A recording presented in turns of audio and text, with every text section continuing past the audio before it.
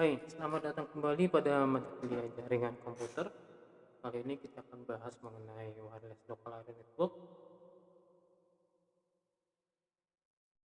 Oke, khusus untuk LAN, ya IEEE sudah mendefinisikan spesifikasi untuk wireless local area network dalam IEEE 80211, ya, di mana dalamnya dijelaskan perihal physical dan juga data link layers.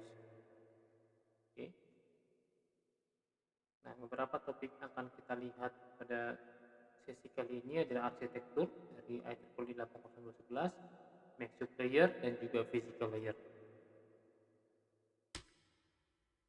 Oke, kita lihat sekilas gambar wireless LAN.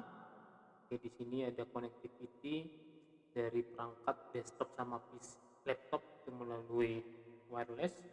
Oke, terhubung ke jaringan kabel melalui satu access point. Oke, ini adalah access point-nya.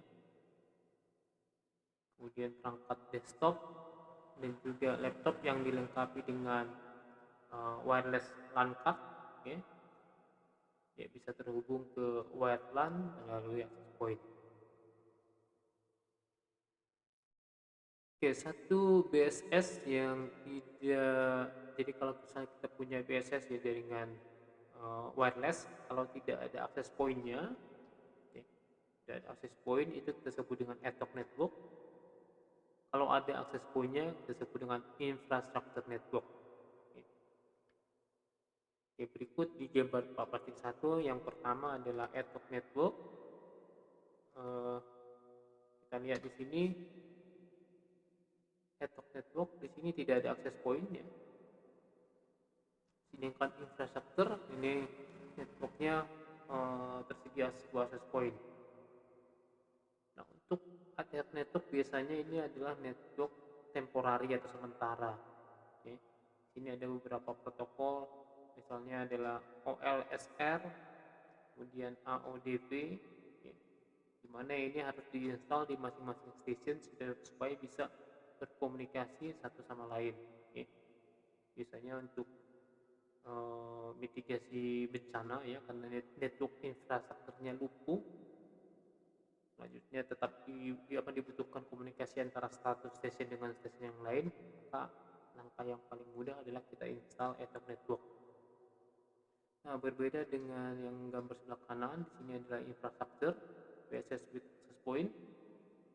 Di sini komunikasi antara station dengan station yang lain itu melalui satu access point. Jadi, modelnya seperti topologi star.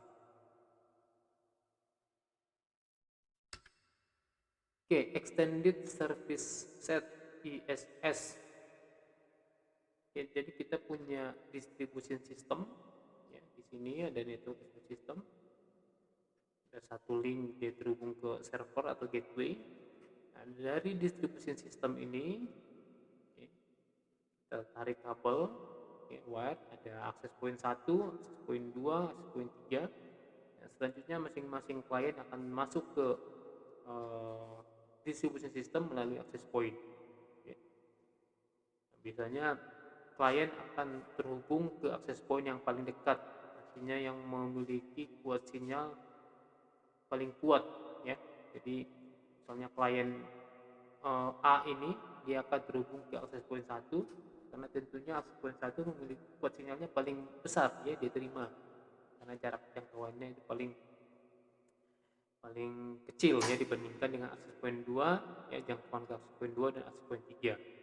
Oke. Nah, di sini ada yang menarik nanti yang akan kita lihat. Ada satu klien misalnya ini B ya, ini C ya, si C dia bisa terhubung ke access point 1 dan access point 2, ya. Nah, normalnya si C ini tetap akan terhubung ke access point yang paling kuat sinyal diterima, ya, walaupun dia di sini dia bisa terhubung ke access point 1, access point 2, oke. Kecuali memang secara manual kita set, ya, si C harus terhubung ke access point 2. Bagian ini memang tidak bisa dihindari, ya, karena biasanya satu access point itu akan memancarkan sinyal dengan kuat secara omnidirectional, ya, sama kuatnya ke segala arah, ya, sehingga biasanya akan selalu ada overlap seperti ini. Oke, WLAN standar kita lihat di sini pertama dirilis tahun 97, frekuensinya 2,4, throughputnya 0,9, maksimum net rate-nya 2. Oke, jadi ini bicara mengenai bandwidth, nilai maksimalnya ditentukan oleh jenis media yang dipakai, modulasi dan lain sebagainya. Kemudian ini adalah throughput, ya, nilai data rate aktual. Jadi nilai ini bisa berubah-ubah. Oke, kalau ini adalah nilai maksimal. Kita lihat di sini misalnya untuk yang 80211G, ya, rilis tahun 2003, frekuensinya 2,4, throughputnya 19 Mbps, maksimumnya 54, modulasinya adalah FDM. Jadi untuk jenis modulasi di sini juga berbeda-beda, ya.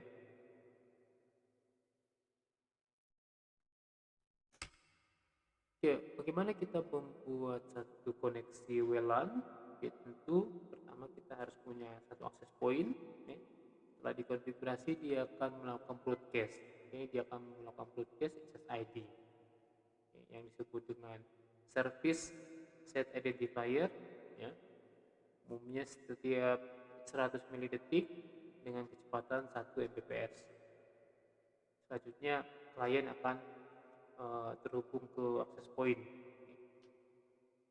Wi-Fi spektrum sendiri itu dibagi menjadi beberapa channel yang fix. Ya. Di North Amerika ada 11 channel, most Europe, China 13, Japan 14. Jadi channel frekuensi adalah channel yang disediakan untuk bisa saling tukar menukar data. Okay, but not all channels are used, ya, due to constant overlapping frekuensi. Tapi tidak semua channel tadi itu dipakai, ya, karena untuk menghindari adanya overlapping frekuensi. Karena kalau ada overlapping frekuensi atau yang disebut dengan interference, maka biasanya kualitas sinyal yang diterima di sisi si receiver itu akan berkurang. Oke, berikutnya kita lihat gambar 14.3 adalah MAC layers, ya, pada akhir poli 80211. Di sini ada dua sub layer utama, ada data link layer, kemudian ada physical layer. Data link layer terbagi menjadi dua, ada LLC dan juga ada MAC. Pada physical layer ini diatur jenis modulasi yang dipakai. Oke, misalnya ini ada 80211 FHSS, 80211 infrared. Oke. Nah, di atas physical layer akan ada data link layer di mana terbagi tadi LLC dan MAC. Di bagian MAC ini ada distribution coordinated function dan point coordination function. Nah, dua layer ini yang ada di MAC ini yang berperan sangat penting, ya, sehingga perangkat-perangkat di physical layer yang memakai jenis modulasi yang berbeda-beda, atau bahkan kalau kita bandingkan kembali ada jaringan kabel dan near kabel, okay, di layer physical, mereka bisa tetap saling berkomunikasi satu sama lain, okay. Itu diseragamkan, ya, di MAC sublayer. Okay. Di sini ada fungsi point coordination function, ya, dan distributed coordination function. Baik, kan kalau tidak ada layer ini, maka FHSS 80211 ini hanya bisa komunikasi dengan 80211 FHS. Okay. Dia tidak akan bisa berkomunikasi dengan misalnya dengan infrared. Kalau MAC player itu tidak ada. Jadi ini sangat krusial sekali. Hal yang sama juga ada di physical layer yang memakai kabel, kemudian ada yang memakai WiFi, ya. Kalau tidak ada MAC player, maka itu tidak bisa komunikasi satu sama lain. Jadi koordinasi itu dilakukan di MAC player, sehingga modulasi yang berbeda atau jenis kabel yang berbeda, okay, ada misalnya ada pakai fiber optik, ada pakai Ethernet, ya, mereka bisa saling komunikasi tetap di MAC player. Oke, kemudian bagaimana komunikasi pada jaringan wireless LAN? Di sini dia memakai di layer 2 ya, dia memakai prinsip CSMA CA ya. Carrier Sense Multiple Access Collision Avoidance. Oke. Jadi harus sensing dulu apakah channelnya itu sedang sibuk atau sedang free. Oke. Kalau sedang sibuk, dia menunggu sampai free, baru dia akan melakukan komunikasi. Oke. Jadi di sini dihindari adanya collision pada frame. Oke. Berbeda dengan teknologi Ethernet, oke, dia memakai CSMA collision detection. Oke. Bagaimana prosesnya? Ya, saya jelaskan secara singkat di sini. Ada start, set back off to 0, ya, timernya dimulai dari 0. Persistent strategy, ya. Wait DIFS dari distributed interframe space, ya. Kemudian baru dia send RTS, request to send. Dia set juga timernya karena dia butuh jawaban ya dari RTS yang dikirim. Kemudian CTS receive before timeout, apakah CTS-nya diterima ya sebelum timernya itu timeout? Kalau ya, okay, kalau misalnya ini ya, maka wait ya. Wait STFS short interframe sense space. Sorry. Kemudian setelah dapat ya, setelah lewat satu STFS maka dia send frame. Kemudian send frame di sini juga di set timernya. Kemudian kalau dia terima acknowledgement ya, acknowledgement receive before timeout, yes, maka ini sukses ya. Kalau tadi di sini jawabannya no dan di sini jawaban no, maka dia akan increment back off dan proses akan berlangsung dimulai lagi dari awal ya, with back of time ya sampai ke hari kembali, atau nanti dia bisa diimport juga. Oke, CSMA-CA network allocation vector di sini source destination, jadi tadi dia nunggu ya di IFS, baru dia RTS to send, nanti ini SIFS clear to sense, baru tunggu SIFS, baru ini kirimkan data. Ini kirim data, ini SIFS, ini acknowledgement. Nah, sementara source sama destination ini saling berkomunikasi, maka all other station yang lain dia mengaktifkan yang namanya NAV. Network Allocation Vector. Mereka di sini menunggu ya sampai channel yang dipakai tadi itu free. Oke, ini bentuk lain ya dari proses komunikasi dari antara satu station dengan access point, ya, sementara station yang lain menunggu ya. Baik, berikutnya kita lihat frame format ya. Frame format di sini ada frame control, ini ada 2 byte, kemudian ada D dari duration of the transmission that is used ya to set the value of NAV. Kemudian ada 4 address, 1, 2, 3, 4 ya. Kemudian ada SC ya, sequence control, kemudian ada frame body, kemudian ada FCS. Untuk frame control dari 2 bytes ini ya, 16 bit, ini ada 2 bit untuk protocol version, tipenya 2 bit, subtipenya 4 bit, to DS ini 1 bit, from DS 1 bit, more flag ini 1 bit, retry 1 bit, power management 1 bit, more data 1 bit, WEP untuk encryption 1 bit, reserve 1 bit. Ini totalnya adalah 16 bit sama dengan 2 byte ya. Oke, ini dia subfield dari frame control bit tadi. Jadi dari yang tadi 2 byte ya, ini version.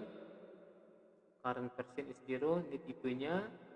Ada manajemen ini 00, control 01, data 10. Subtipenya nanti lihat di tabel 14.2, to ds, define letter from ds. Nah ini more flag. Ketika di set 1 artinya more fragments, ya, retry, di set 1 retransmitted frame, dan seterusnya. Nah kita lihat untuk bagian control frame, di sini akan ada RTS ya, RTS di dalamnya ada FC, D, address 1, address 2, FCS. Sedangkan untuk CTS dan CK di sini ada FC, D, address 1, FCS. Oke, tipe dari frame tadi ada manajemen, kontrol, sama data. Ini ada tiga tipe dari frame yang dipertempatkan. Oke, nilai dari subfield pada control frame ada request to send. Oke. 1011 ada clear to send. Kemudian ada acknowledgement 1101. Kemudian address ya, address tadi to ds sama from ds. Ya. Address 1 itu adalah address perangkat selanjutnya, itu yang dimaksud dengan address 1. Always address of next device. Sedangkan address 2 adalah address previous device. Address 3 adalah final destination. Okay. Address 4 adalah original source. Kita lihat di sini contoh untuk case yang pertama, frame is going directly from one client to another. Jadi ini tanpa DS, ya, tanpa satu access point. Jadi no intervening distribution system. Jadi nggak ada pakai access point nih. Jadi to DS-nya 0, from DS-nya 0. Oke. Maka yang perlu diisi di sini adalah address 1, ya, B, karena destination-nya ini B ya, dia mau kirim ke B. Kemudian address 2-nya A, dan address 3-nya ini diisi BSS ID. Ya, ini balik ke sini, kita lihat 2DS-nya ini 0, 0. Jadi yang perlu di sini adalah address 1, address 2 sama BSS ID. Ya. Nanti kalau dia 0, 1, maka ini destination, sending point, source. Ya. 1, 0, receiving, source, destination. Ini semua ada sifatnya not available ya, nggak perlu diisi. Kemudian lain halnya dengan kalau ini to ds-nya 1, from ds-nya 1, maka ini perlu diisi, address 3 diisi, dan address 4 diisi. Kita lihat langsung case 2 ini case 3, dan case 4 ini supaya lebih jelas. Jadi case 4 ini to ds-nya 1, from ds-nya 1. Oke, jadi ceritanya di sini klien A terhubung ke access point 1, ya, karena dia lokasinya dekat. Klien B terhubung ke access point 2. Oke, ya wireless tentunya. Nah, bagaimana pengalamatannya?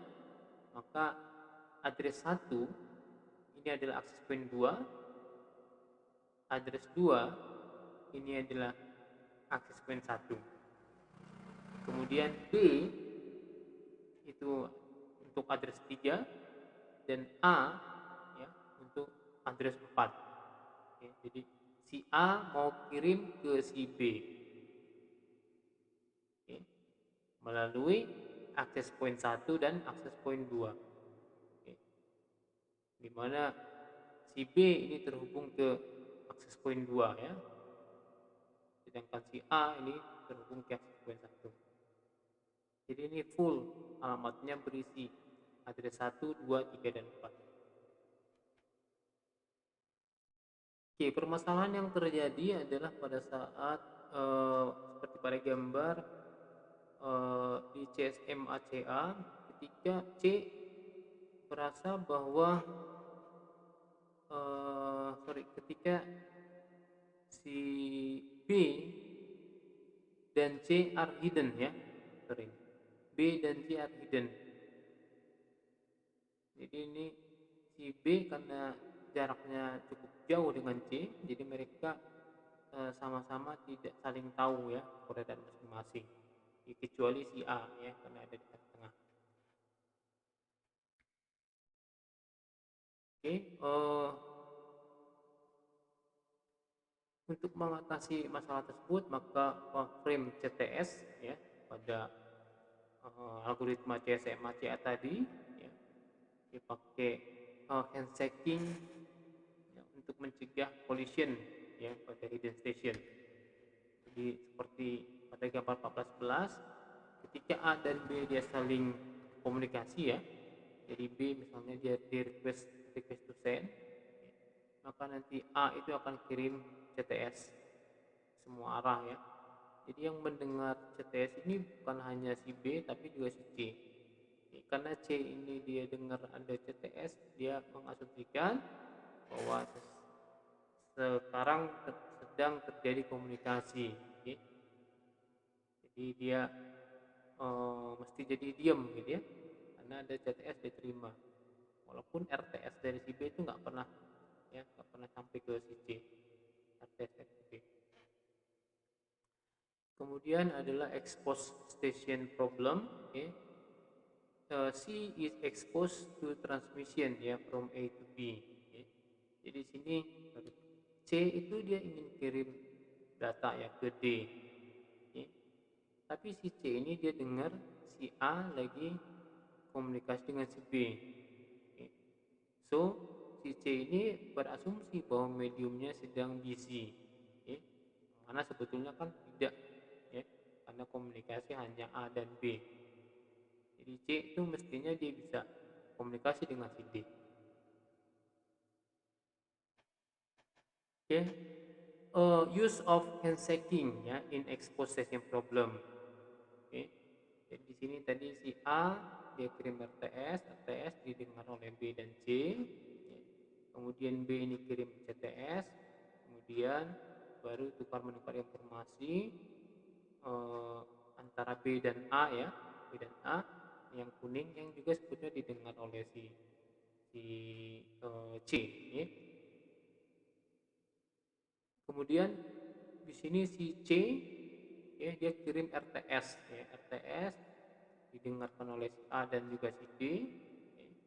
Kemudian si D karena memang dia tidak si D ini kan dia nggak dengar data yang sudah dipertukarkan ya antara si A si B, maka dia akan kirim CTS. Okay.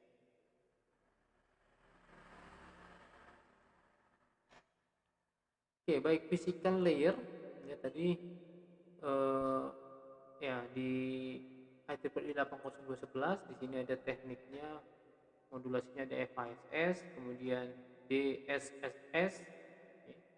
Ini frekuensinya ini 2,4, modulasinya FSK, frekuensi keying ya, untuk FHSS. Okay. Kemudian ada DSSS, ini frekuensinya 2,4 pakai modulasinya PSK. Okay. Ini frekuensi keying, ini adalah phase shift keying. Ya. Kalau ingat lagi dulu teknik modulasi analog itu ada 3 cara ya, ada pakai amplitude, kemudian ada pakai frekuensi, kemudian ada pakai fasa ya. Jadi untuk membedakan bit 1 0-nya itu bisa lihat dari amplitudenya, atau bisa lihat dari frekuensinya, atau melihat dari fasa dari sinyal yang diterima. Oke, kemudian untuk pengembangan berikutnya yang 11.A, 11.B, 11.G.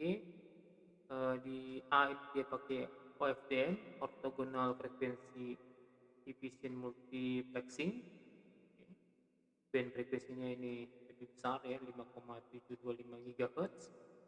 Modulasinya ada yang pakai PSK atau pakai QAM ya, quadrature amplitude modulation. Jadi ini AM yang lebih lebih cepat ya. Di sini ada dia quadrature. Oke, tidak dibahas di sini di detail ya. Kemudian 80211B di sini dia pakai DSSSS, band frequency-nya 2,4 GHz, modulasinya ini PSK. Oke, rate-nya ini bisa 5,5 dan 11 Mbps. Ini adalah rate maksimal ya.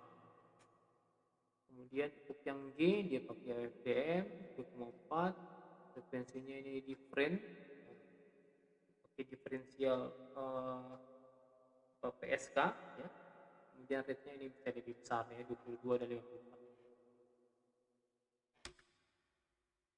Oke, jenis frekuensi yang dipakai untuk komunikasi wireless local area network memakai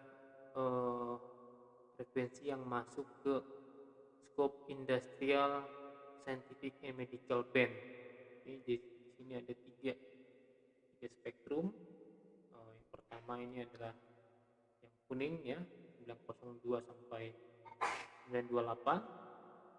Ini 26 MHz ya. Jadi kita bisa pakai di sini. Atau yang paling umum sekarang kalau di access point itu dia pakai 2,4 sampai 24835 ya. Ini 83,5 ya. Ini biasanya kan bagi-bagi lagi nanti ya ke beberapa channel. Bagi oke, ini juga sama. Kemudian untuk yang lebih lebar lagi dia pakai di 5725 sampai 5850 di 125 MHz. Oke. Jadi untuk jenis frekuensi ISM ini sifatnya ini free ya. Jadi ini unlicensed.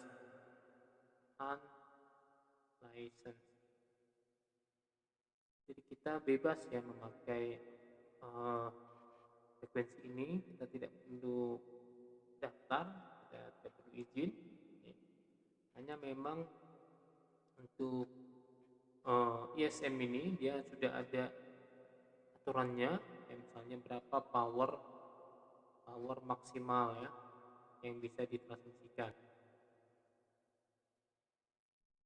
Karena kalau satu akses point dia power yang transmisikan cukup besar, bisa jadi jangkauannya nanti sampai 100 meter ya.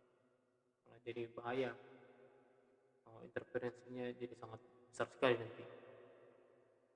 Oke, jadi ini sudah diatur oleh ada FCC regulation yang di Amerika untuk mengatur berapa daya yang bisa ditransmisikan ya untuk setiap access point yang dipakai pada ISM band. Selanjutnya juga kita biasanya ketika instalasi access point kita harus lakukan itu ya scanning channel yang kosong atau channel yang sedikit jumlah usernya. Oke. Hal ini untuk menghindari terlampau banyaknya interferensi. Oke, physical layer pada 802.11 untuk modulasi FHSS frekuensi hopping spread spectrum ya, ini biasanya Bluetooth ya. Modelnya seperti ini, jadi ada digital data 1 atau 2 megabit per detik. Kemudian di sini adalah modulator oke, yang akan memodulasi data ini supaya nanti dia menjadi sinyal analog terus ditransmisikan ya di udara dengan gelombang elektromagnetik. Di sini ada modulator, ada dua level atau level FSK. Kemudian yang menjadi masukannya adalah pseudo random sequence frekuensi synthesizer. Jadi FHSS ini frekuensinya ini lompat-lompat ya, frekuensi hop. Jadi satu perangkat dengan perangkat yang lain ketika dia berkomunikasi frekuensinya berpindah-pindah ya secara random. Nah, ini pseudo random sequence yang dipakai di teknologi Bluetooth. Oke, modulator tadi dia mengubah ya dari sinyal digital ini menjadi analog supaya bisa dipancarkan sama antena nanti.